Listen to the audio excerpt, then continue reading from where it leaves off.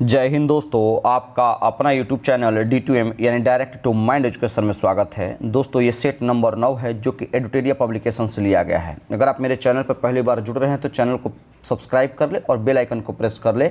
इससे क्या होगा कि मैं जो भी वीडियो अपलोड करूंगा सबसे पहले आपको नोटिफिकेशन मिलेगा और आप क्वेश्चन से अपडेट रहेंगे। साथ ही साथ इस वीडियो का PDF पाने के लिए डिस्क्रिप्शन में दिए हुए लिंक पर क्लिक कर हमारे टेलीग्राम चैनल से जुड़िए और वहां से इस वीडियो का PDF प्राप्त कर सकते हैं। एक बात मैं और बता दूं कि हमारे चैनल पर जितने भी BSSC प्रीवियस ईयर के पेपर हैं वो भी कराए जा चुके हैं। खान सर के भी प्रैक्टिस सेट कराए जा चुके हैं और प्लेटफॉर्म का वॉल्यूम 1 और वॉल्यूम 2 समाप्त किया जा चुका है। ये चौथा बुक है। तो जिस तरह से मार्केट में नया नया बुक आते रहेगा हम आपका क्वेश्चन कराते जाएंगे और कभी भी आपका हम साथ नहीं छोड़ेंगे। किसी अपरिहार्य कारणों की वजह से हम अभी वीडियो अपलोड नहीं कर रहे थे, लेकिन यहाँ से वीडियो आपका कंटिन्यूटी बनी रहेगी। तो आइए हम एक करके प्रश्नों को देखेंगे। प्रश्न संख्या 1 से। प्रश्न संख्या 1 कहता है कि हिमालय पर्वत श्रृंखला के निम्नलिखित में से कौन से शिखर महान हिमालय यानी ग्रेट हिमालय में स्थित है। तो सही आंसर क्या हो जाएगा? Option number 2। इसका मतलब है क्या? माउंट एवरेस्ट, धौलागिरी और नंदा देवी। ये तीनों की तीनों ऐसे पर्वतमाला हैं जो कि ग्रेट हिमालय में आते हैं। वैसे भारत में स्थित कौन कौन से शिखर हैं तो जरा ध्यान में रखेंगे। कंचनजंगा, कौन सा? कंचनजंगा जो कि भारत में पूर्णतः ये स्थित हैं यानी सिक्किम में स्थित हैं। वहीं पर नंगा पर्वत जो कि जम्मू कश्मीर में है। नंदा देवी पर्वत जो है वो कहाँ है दोस्तों? तो नंदा देवी पर्वत उत्तराखंड में है। नामचबरवा जो कि दक्षिण तिब्बत में है।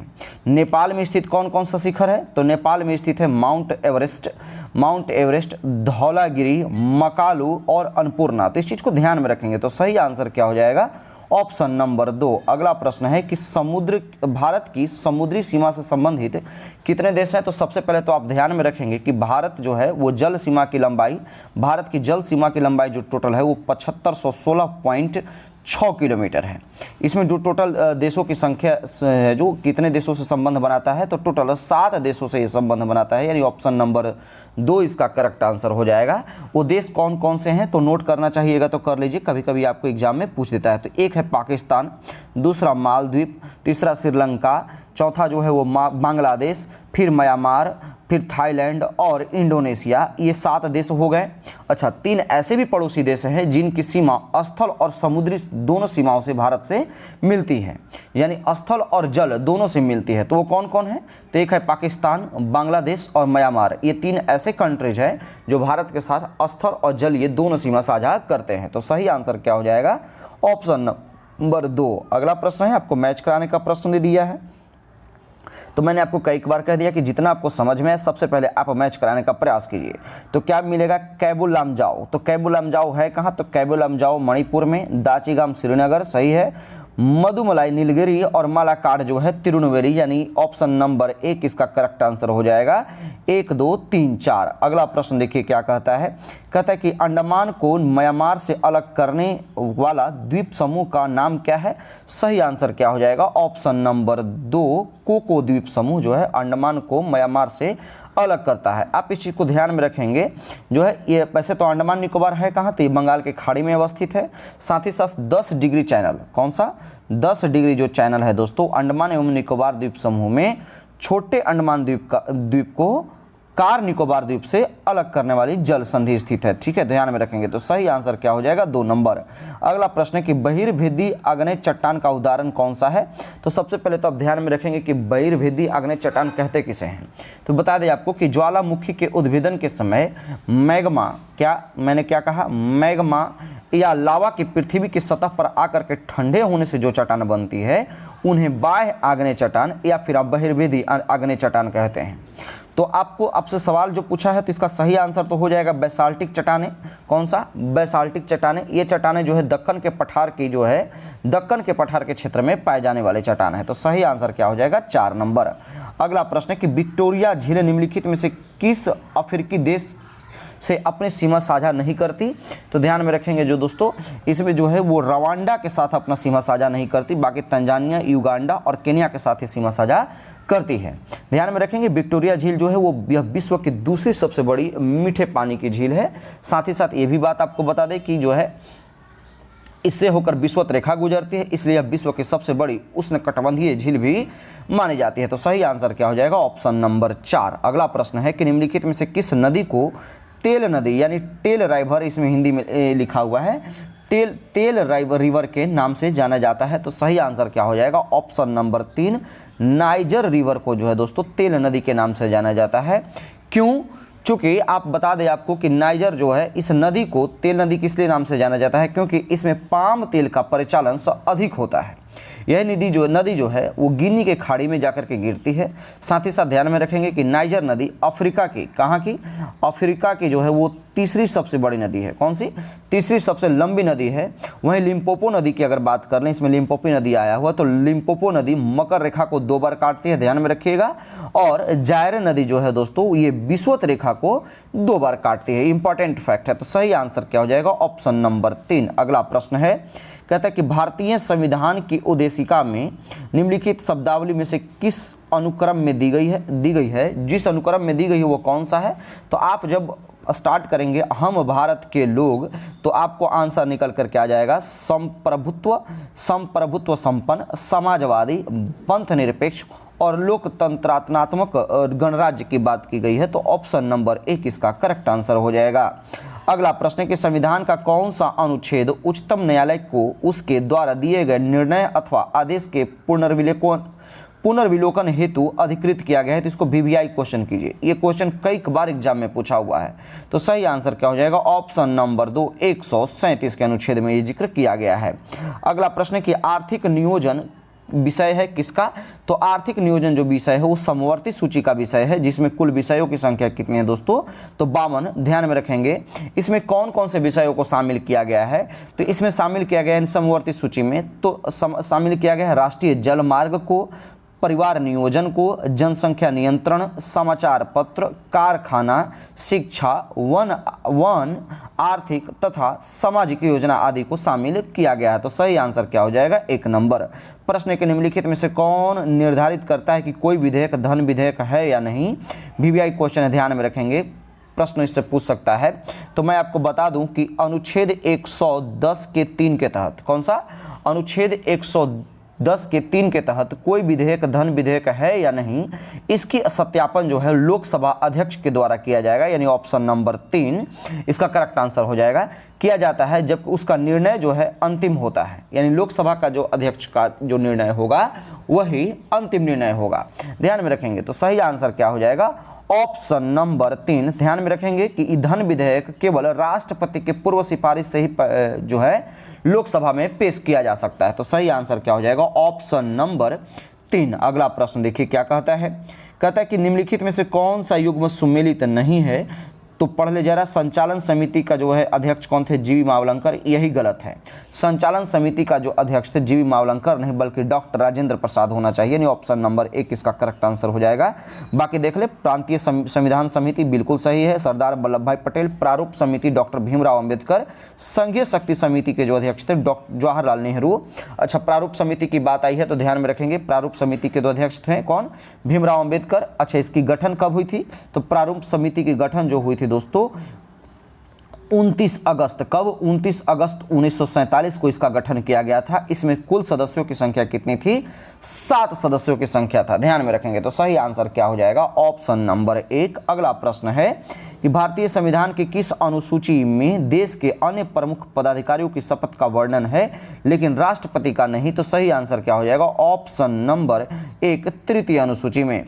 तृतीय अनुसूची क्या कहता है कि इनमें विभिन्न पदाधिकारियों जैसे मंत्री, उच्चतम एवं उच्च न्यायालय के न्यायाधीशों के द्वारा पद ग्रहण के समय ली जाने वाली शपथ का चर्चा किया गया है। इसमें ध्यान में रखेंगे, ठीक है। अच्छा, वहीं पर 5वीं अनुसूची क्या है? तो 5वीं अनुसूची में जो है दोस्तों, इसमें असम, विभिन्न अनुसूचित क्षेत्रों और राजनीतिक क्षेत्रों के प्रशासन और नियंत्रण के बारे में प्रावधान किया गया है। दूसरी अनुसूची की हम बात कर ले तो दूसरी अनुसूची जो है इसमें जो विभिन्न पदाधिकारियों को प्राप्त होने वाले वेतन, भत्ते और पेंशन आदि का उल्लेख किया गया है। तो सही आंसर क्या हो जाएगा? 1 नंबर। अगला प्रश्न है कि वित्तीय आपात कितने समय के लिए लागू किया जा सकता है? तो आंसर लगाइएगा ऑप्शन नंबर 4, कोई अधिकतम अवधि के लिए नहीं। ये इसका वित्तीय आपात का चर्चा किस में किया गया है? तो अनुच्छेद 360 में। तो सही आंसर क्या हो जाएगा? 4 नंबर। अगला प्रश्न देखिए क्या कहता है। कहता है कि भारत के महान्यायवादी के संबंध में निम्नलिखित में से कौन सा कथन सही नहीं है? तो जरा स्टेटमेंट पढ़ ले। तो संविधान के अनुच्छेद 76 में महान्यायवादी का वर्णन किया गया है, बिल्कुल सही है। इसके बाद क्या कहता है कि वह केंद्रीय कैबिनेट का सदस्य होता है और संसद की कार्यवाही में भाग लेता है। यही स्टेटमेंट गलत है, ठीक है। यह महान्यायवादी संसद का सदस्य नहीं होता है। क्या होता है? संसद का सदस्य नहीं होता है, किंतु वह सदन के दोनों सदनों की कार्यवाही में भाग ले सकता है, पर वोटिंग में भाग नहीं ले सकता। इस चीज को ध्यान में रखेंगे। वह लोकसभा की किसी भी समिति के सदस्य हो सकता है। वह भारत सरकार का जो है ओर से सभी न्यायालयों में सुनवाई कर सकता है, अधिकार रखता है। तो ये इसका सही आंसर क्या हो जाएगा? 2 नंबर। यह स्टेटमेंट इसमें गलत दिया हुआ है। अगला प्रश्न है कि आरबीआई के बैंक दर कम करने के फलस्वरूप क्या होगी? तो जब आरबीआई बैंक दर कम करेगा ना, तो बाजार की तरलता बढ़ जाएगी, ठीक है। अच्छा, इसके बारे में जरा जान लीजिए। तो आरबीआई बैंक दर का प्रयोग स्फीति एवं अस्फीति के नियंत्रण के लिए करता है। जब स्फीति होती है तो आरबीआई के बैंक दर को बढ़ा देता है। आरबीआई जो है क्या करता है? बैंक दर को बढ़ा देता है स्फीति के समय, जिससे बाजार में तरलता में कमी आ जाती है। ठीक इसके विपरीत आप अस्फीति होती है, क्या मैंने कहा?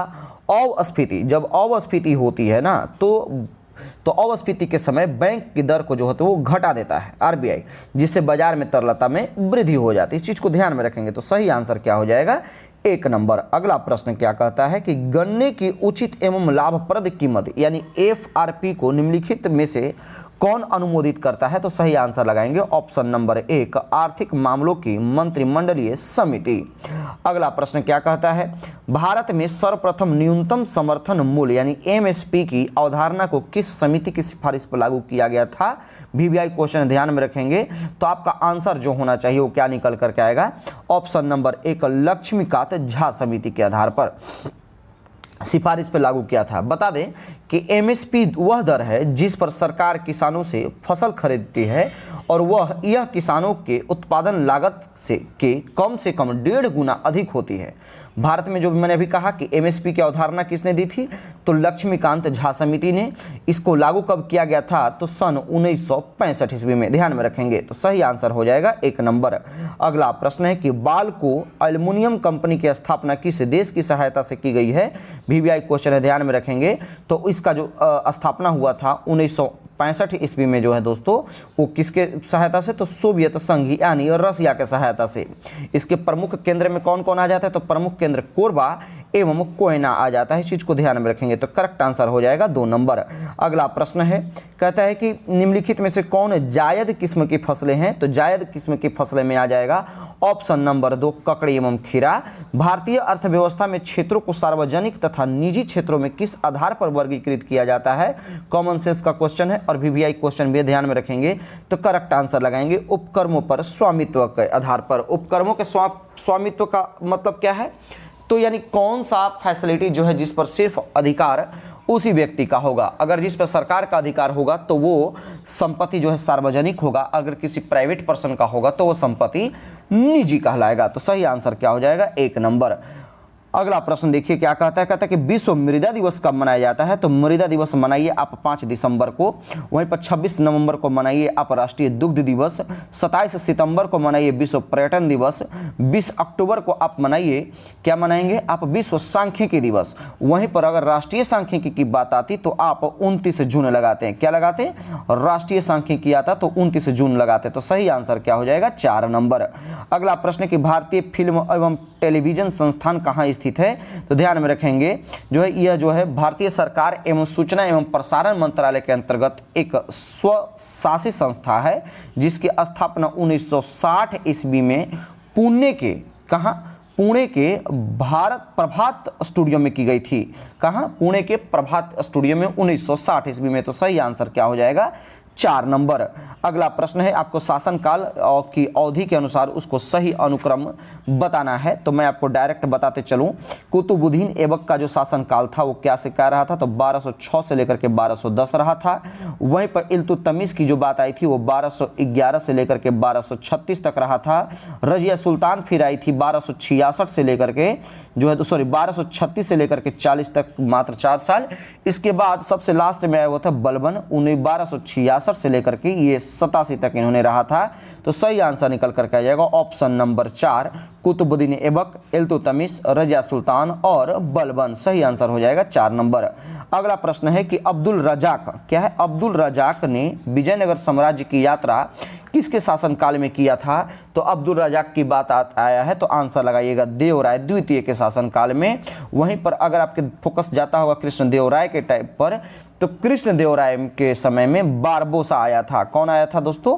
बारबोसा। चीज को ध्यान में रखेंगे तो सही आंसर हो जाएगा 1 नंबर। अगला प्रश्न है शेर शाह ने अपना अंतिम सैन्य अभियान किस राज्य के खिलाफ किया था? तो थोड़ा सा जो है शेर शाह से संबंधित बातें आई हैं तो जरा हम इसका ऑपरेशन कर लें। तो 1545 ईस्वी में शेर शाह ने कालिंजर, यानी ऑप्शन नंबर 3, 1545 ईस्वी में मैंने कहा है, 1545 ईस्वी में शेर शाह ने कालिंजर पर अपना अंतिम सैन्य अभियान किया। यहाँ का शासक जो था वो कौन था? तो यहाँ का शासक जो था दोस्तों वो उस समय कीरत सिंह था, है ना। इसी अभियान में शेर शाह की मृत्यु हुई थी। 1534 ईस्वी में ध्यान में रखेंगे, 1534 ईस्वी में शेर खान ने सूरजगढ़ युद्ध में बंगाल के अयोग्य शासक महमूद शाह को 13 लाख, कितना, 13 लाख दिनार देने के लिए विवश किया था। वहीं चौसा का युद्ध, चौसा का युद्ध कब हुआ था? तो 1539 ईस्वी में। तो 1539 ईस्वी में हुमायूं को पराजित करने के बाद उसने शेर शाह, यानी शेर शाह सूरी की बात की जा रही है, शेर शाह की उपाधि धारण की, अपने नाम का खुतबा पढ़वाया तथा सिक्का भी चलवाया था। वहीं पर हम 1540 ईस्वी में बात कर ले तो शेर शाह सूरी ने 1540 ईस्वी में हुमायूं को कन्नौज यानी अब बिलग्राम के युद्ध में परास्त कर दिल्ली का सिंहासन प्राप्त किया था। और 1542 ईस्वी में जो है दोस्तों उसने मालवा पर विजय प्राप्त की और तत्पश्चात उसके बाद चंदेरी को जीता था। तो सही आंसर क्या हो जाएगा? ऑप्शन नंबर 3 इसका करेक्ट आंसर हो जाएगा। अगला प्रश्न देखिए क्या कहता है, कहते हैं कि निम्नलिखित में से दिल्ली सल्तनत कालीन मंत्री परिषद संबंधित सही युग्म सुमेलित कीजिए। तो यानी कौन सही सुमेलित नहीं है? तो आपको बता दूं डायरेक्ट आंसर ऑप्शन नंबर जो है इसका 4, दीवान ए आरिज जो है वो इल्तुतमिश के समय में नहीं, बल्कि जो दीवान ए आरिज जो है एक सैन्य विभाग था। कैसा, कौन सा था विभाग? तो सैन्य विभाग था जो कि बलबन के समय में ये चलाया गया था, यानी बलबन ने चलाया था। अच्छा, दीवान ए रियासत, इसका संबंध किससे था? तो दीवान ए रियासत का मतलब इसका संबंध था बाजार नियंत्रण प्रणाली से, ये अलाउद्दीन खिलजी ने चलाया था। वहीं दीवान ए कोही यानी कृषि विभाग से संबंधित था, मोहम्मद बिन तुगलक ने चलाया था। दीवान ए खैरात की बात कर ले तो ये दान विभाग से संबंधित था और इसे फिरोज शाह तुगलक ने चलाया था। तो सही आंसर क्या हो जाएगा? 4 नंबर। प्रश्न है कि किस वंश के शासकों को हूणों के आक्रमण का सामना करना पड़ा? वीवीआई क्वेश्चन ध्यान में रखेंगे। तो हूणों का आक्रमण जो था दोस्तों भारत में सबसे पहली बार 455 ईस्वी में हुआ था। कब? 455 ईस्वी में हुआ था, जिन्होंने तत्कालीन गुप्त सम्राट स्कंद, है ना, जिन्हें जो है तत्कालीन गुप्त सम्राट स्कंद गुप्त ने भारत से बाहर कर दिया था। हूणों पर विजय के उपलक्ष्य में स्कंद गुप्त ने विष्णुगुप्त, नोट करिएगा कौन सा, विष्णुगुप्त स्तंभ का निर्माण करवाया था। हूण आक्रमण का उल्लेख जो है स्कंद गुप्त के भीतर गांव स्तंभ अभिलेख और जुन्नागढ़ अभिलेख में भी मिलता है। तो सही आंसर क्या हो जाएगा? Option number 3। अगला प्रश्न है भगवान बुद्ध द्वारा गृह त्याग की घटना को क्या कहा जाता है? तो आंसर लगाएंगे महाभिनिष्क्रमण। क्या? महाभिनिष्क्रमण। अगला प्रश्न क्या है कि चटगांव शास्त्रागार छापामारी की योजना निम्नलिखित में से किसके द्वारा बनाई गई थी? सही आंसर लगाएंगे ऑप्शन नंबर 1 सूर्यसेन।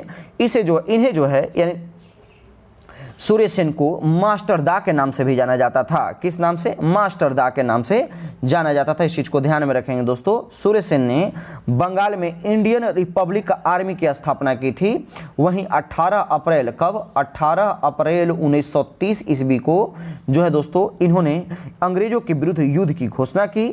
सूर्यसेन के नेतृत्व में IRA, क्या है? IRA के सदस्यों ने चटगांव शस्त्रागार पर आक्रमण कर हथियारों पर कब्जा कर लिया था। तो सही आंसर क्या हो जाएगा? Option number 1।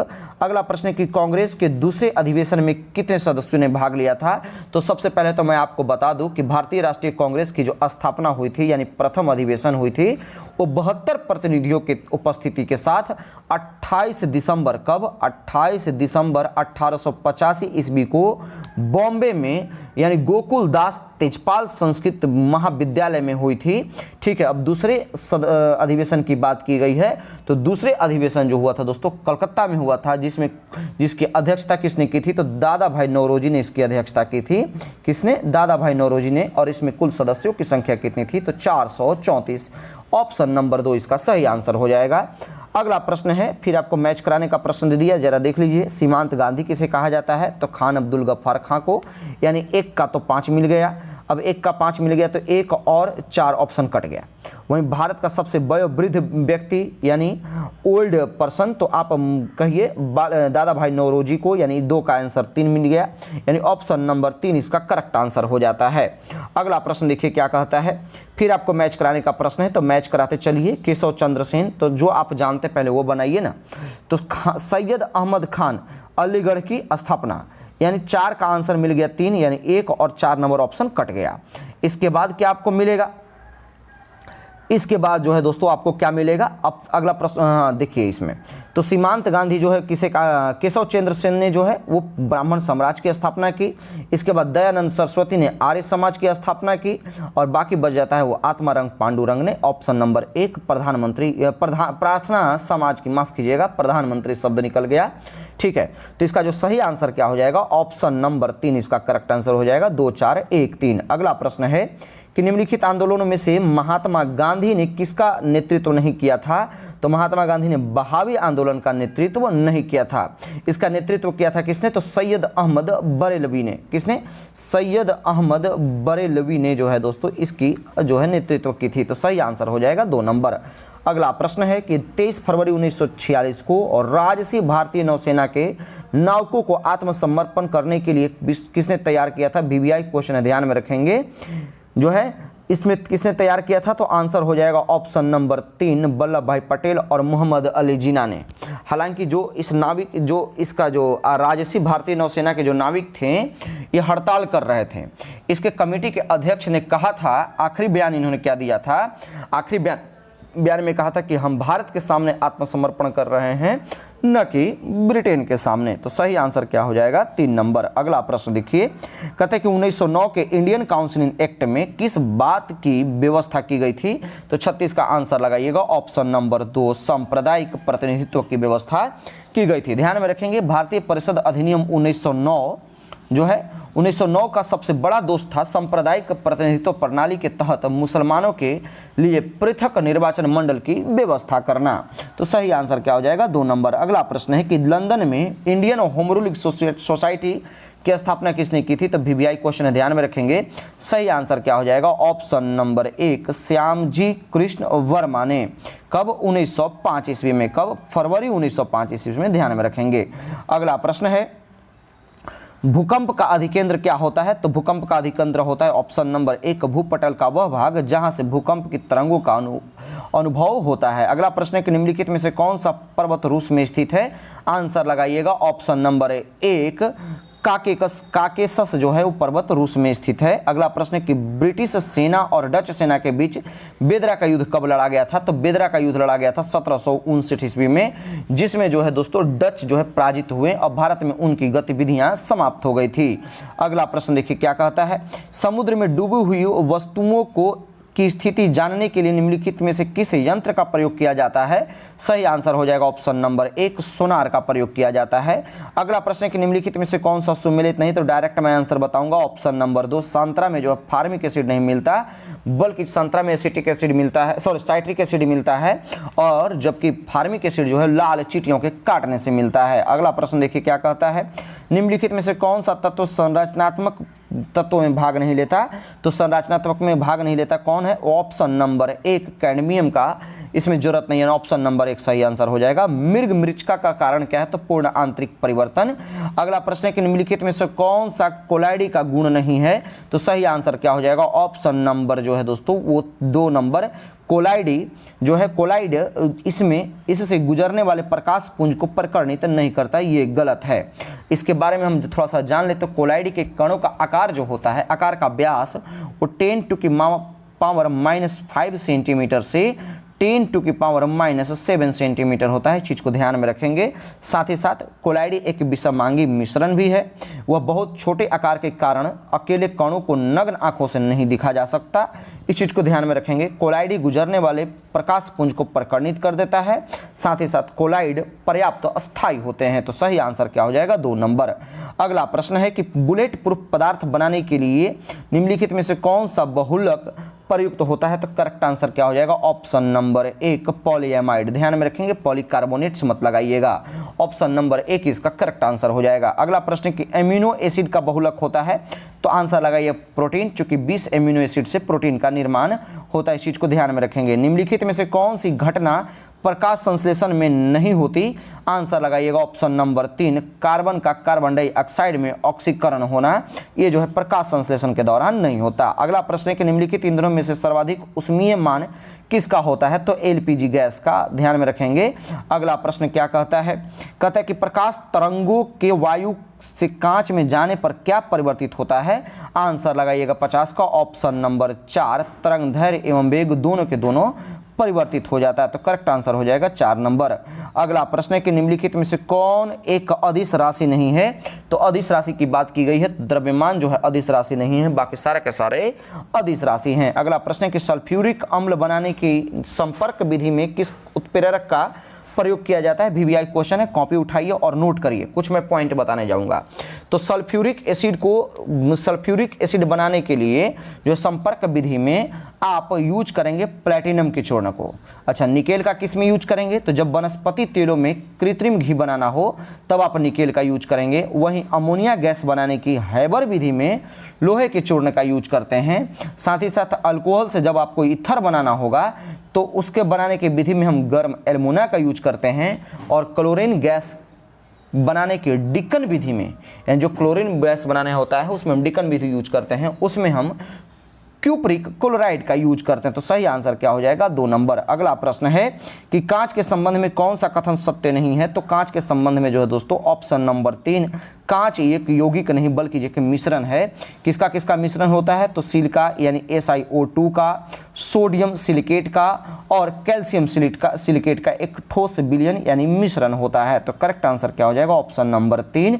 अगला प्रश्न है कि किस विटामिन के कारण जो कमी से स्कर्वी रोग होता है? तो स्कर्वी रोग डलिए विटामिन सी के कमी के वजह से। वहीं विटामिन ई के कमी के वजह से प्रजनन क्षमता की कमी हो जाती है। विटामिन डी से जो है, जिसको आप रिकेट्स नाम का रोग बोलते हैं, समझ लीजिए, या सूखा रोग भी कह लीजिए, ठीक है, इससे होता है। और विटामिन के से इसमें रक्त का थक्का नहीं बनता। तो करेक्ट आंसर क्या हो जाएगा? Option number 1। अगला प्रश्न है लिटमस विलयन जब न तो अम्लीय होता है और न ही क्षारीय होता है तब वह किस रंग का होता है? वीवीआई क्वेश्चन है, किसी न किसी एग्जाम में छपेगा।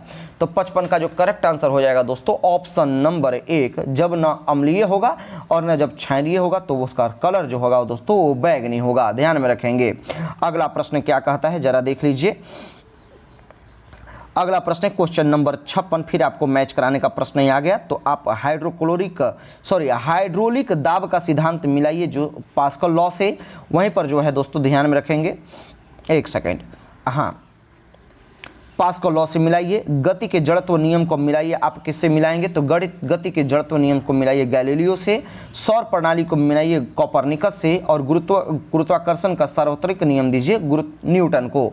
तो आपका आंसर निकल करके आ जाएगा ऑप्शन नंबर 2 3 2 1 4। अगला प्रश्न देखिए क्या कहता है। कहता है कि दूरदृष्टि दोष के कारण निम्न है, यानी किसके किसके कारण की वजह से होता है? तो यानी ऑप्शन नंबर 4 इसका करेक्ट आंसर हो जाएगा। लेंस की क्षमता का घट जाना और लेंस की फोकस दूरी को बढ़ जाना। तो करेक्ट आंसर हो जाएगा 4 नंबर। अगला प्रश्न है निम्नलिखित में से कौन पादप हार्मोन है? तो पादप हार्मोन की बात आ जाती है तो इसमें से सही हो जाएगा सभी के सभी एब्सिसिक एसिड, ऑक्सीन और एथिलीन। करेक्ट आंसर हो जाएगा 4 नंबर। अगला प्रश्न है कि प्लाज्मा झिल्ली किससे बनी होती है? तो प्लाज्मा झिल्ली बनी होती है लिपिड और प्रोटीन दोनों, यानी ऑप्शन नंबर 4 इसका करेक्ट आंसर हो जाएगा। अगला प्रश्न है क्वेश्चन नंबर 60। देख लीजिए, फिर आपको मैच कराने का प्रश्न है। कहता है कि एनोफ्लिज यानी मादा एनोफ्लिज के काटने से मलेरिया रोग होगा। ध्यान में रखेंगे। क्यूलेक्स मक्खी के काटने से जो है दोस्तों फाइलेरिया होगा, और यानी ऑप्शन नंबर 3। रेत मक्खी से जो है दोस्तों आपको कालाजार होता है, और सीसी मक्खी से नींद की बीमारी, यानी ऑप्शन नंबर 4 इसका करेक्ट आंसर हो जाएगा। मांसपेशियों को अस्थि से जोड़ेगा कौन? तो मांसपेशियों को जब अस्थि से जोड़ेगा तो उसको हम टेंडन कहेंगे, जबकि हड्डियों को दूसरे हड्डी से जोड़ेगा तो उसको हम लिगामेंट कहेंगे। अगला प्रश्न है कि निम्नलिखित में से कौन कोशिका का बिजली घर है? बिजली घर का मतलब क्या है दोस्तों? ये पावर हाउस के बारे में पूछ रहा है। तो कोशिका का पावर हाउस किसे कहा जाता है? तो माइटोकॉन्ड्रिया को। यहाँ से जो है कोशिका का निर्माण तो होता है, जबकि ये स्प्लीन में जाकर के दोस्तों ये क्या हो जाते हैं? डेड कर जाते हैं। ध्यान में रखेंगे। तो सही आंसर क्या हो जाएगा? 4 नंबर। अगला प्रश्न है कि हरगोविंद खुराना को किस आविष्कार के लिए सम्मानित किया गया था? तो ध्यान में रखेंगे, हरगोविंद खुराना को 1968 ईस्वी में जो है दोस्तों ऑप्शन नंबर 1 प्रोटीन के संश्लेषण के लिए जो है दोस्तों नोबेल अवार्ड से सम्मानित किया गया था। ऑप्शन नंबर 1 इसका सही आंसर हो जाएगा। अगला प्रश्न है कि रक्त परिसंचरण प्रणाली की खोज किसने की थी? तो रक्त परिसंचरण प्रणाली की जो खोज है दोस्तों इंग्लैंड के चिकित्सक विलियम हार्वे ने, किसने? विलियम हार्वे ने सबसे पहले जो है रक्त की परिसंचरण की खोज 1628 ईस्वी में की थी, यानी ऑप्शन नंबर 2 इसका करेक्ट आंसर हो जाएगा। अगला प्रश्न है कि ध्वनि की तीव्रता को मापने वाला यंत्र कौन सा है? तो ध्वनि की तीव्रता को मापिए आप ऑडियोमीटर से, यानी ऑप्शन नंबर 2 इसका करेक्ट आंसर हो जाएगा। अगला प्रश्न है कि केंद्रीय सूचना, यहाँ से आपका करंट अफेयर का प्रश्न शुरू होता है। केंद्रीय सूचना एवं प्रसारण मंत्री श्री अनुराग ठाकुर ने किसे 53वें दादा साहब फाल्के पुरस्कार से सम्मानित करने की घोषणा की है? VVI क्वेश्चन ध्यान में रखेंगे। तो सही आंसर क्या हो जाएगा? ऑप्शन नंबर 2 वाहिदा रहमान को। अगला प्रश्न कि हाल ही में किस राज्य की कैबिनेट ने ट्रांसजेंडर समुदाय के लिए पेंशन और OBC दर्जों की मंजूरी दी है? सही आंसर क्या हो जाएगा? ऑप्शन नंबर 4 झारखंड के कैबिनेट मंत्री ने इसकी मंजूरी दे दी है। अगला प्रश्न कि संसद के भवन में कार्यवाही का पहला दिन कब आयोजित किया गया था? तो सही आंसर हो जाएगा 19 सितंबर 2023 ईस्वी को। इसमें जो है नए संसद भवन में लोकसभा में टोटल 888 सांसदों और राज्यसभा में टोटल 384 सांसदों की सदस्यों के बैठने की व्यवस्था की गई है। तो सही आंसर क्या हो जाएगा? 4 नंबर। अगला प्रश्न है कि किस कलाकार की पेंटिंग द स्टोरी टेलर किसी भारतीय कलाकार की अब तक की सबसे महंगी कृति बन गई है? तो ध्यान में रखेंगे दोस्तों, ये अमृता शेरगिल की पेंटिंग है, जिसकी नीलामी 61.8 करोड़ है ना रुपए में बिकने के बाद जो है ये भारत की सबसे महंगी कृति बन गई है। तो इसका सही आंसर क्या हो जाएगा? ऑप्शन नंबर 3 ये अमृता शेरगिल। अगला प्रश्न देखिए क्या कहता है। फिर आपको बुक का नाम दिया हुआ है, आपको मैच कराना है, तो आप मैच कराते चलिए। वेस्टर्न लर्न आप मैच कराएंगे चेतना मारू के through. Zeba an accidental superhero Huma Qureshi, ये भी सही है। इसके बाद tales from the home of vegs and wiggles, तो ये जो है इसका विजय राघवन, ये तीनों के तीनों सही है। तो ध्यान में रखेंगे। एक और है नेशनल कॉलिंग, नोट करिएगा, ये बहुत इंपॉर्टेंट बुक है, क्वेश्चन पूछ देगा। नेशनल कॉलिंग लेटेस्ट बुक है। तो नेशनल कॉलिंग जो है सोनल गोयल ने इसे लिखा। तो सही आंसर हो जाएगा ऑप्शन नंबर 4 सभी करेक्ट है। अगला प्रश्न है कि 21वें एशियाई खेल 2030 का आयोजन कहाँ किया जाएगा? तो आंसर हो जाएगा ऑप्शन नंबर 3 दोहा में। ये तो 21वें हो गया। 2026 में होने वाले 20वें एशियाई खेल का आयोजन कहाँ किया जाएगा? तो 20वें खेल का आयोजन जो है दोस्तों वो नागोया में यानी जापान में किया जाएगा। वहीं 21वां जो कि 2023 में जिसका चर्चा किया गया है, और 22वां की हम बात कर ले तो 22वां एशियाई खेल जिसका आयोजन 2034 ईस्वी में किया जाएगा, ये कहाँ किया जाएगा? तो ये रियाद यानी सऊदी अरब में किया जाएगा। तो सही आंसर क्या हो जाएगा 71 का? Option number 3। अगला प्रश्न क्या कहता है? कहता है कि किसी व्यक्ति ने young wild life photographer of the year 2023 का पुरस्कार जीता है। तो सही आंसर लगाएंगे विहान तालिया विकास ने। अगला प्रश्न है देखेंगे, कहता है कि हाल ही में कोलिंस डिक्शनरी में वर्ड ऑफ द ईयर 2023 किसे चुना है? आंसर लगाएंगे आर्टिफिशियल इंटेलिजेंस यानी AI को। अगला प्रश्न है कि हाल ही में मुख्य सूचना आयुक्त के रूप में किसे नियुक्त किया गया है? तो करेक्ट आंसर लगाएंगे ऑप्शन नंबर 3 हीरालाल सामरिया को। और आज के सेशन का लास्ट प्रश्न क्या है दोस्तों? कहता है कि भारत सरकार ने कब तक सेमीकंडक्टर रिसर्च सेंटर की स्थापना का लक्ष्य रखा है? तो करेक्ट आंसर लगाएंगे ऑप्शन नंबर 1 2024 तक। उम्मीद करते हैं कि आपको सेशन पसंद आया होगा। अगर सेशन पसंद आए तो आप अधिक से अधिक शेयर कीजिए और हमारे चैनल से कंटिन्यू जुड़े रहिए। तब तक के लिए धन्यवाद।